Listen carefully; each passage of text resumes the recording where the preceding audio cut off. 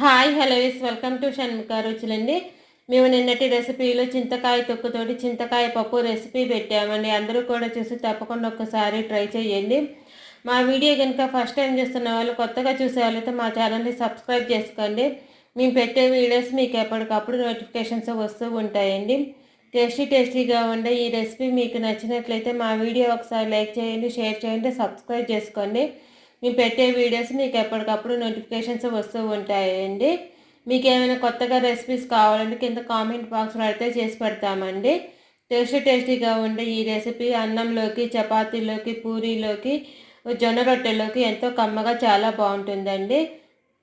ఆఖరి జొన్న సంకట్లో కూడా వేసుకొని తినొచ్చండి. ఎంతో టేస్టీగా ఉండే ఈ రెసిపీ మీకు నచ్చినట్లయితే లైక్ చేయడం మాత్రం మర్చిపోమాకండి. టేస్టీగా ఉండే ఈ రెసిపీ మీకు నచ్చినట్లయితే మా వీడియో ఒకసారి చూసి లైక్ చేయండి, షేర్ చేయండి, సబ్స్క్రైబ్ చేసుకోండి. Thank you for watching.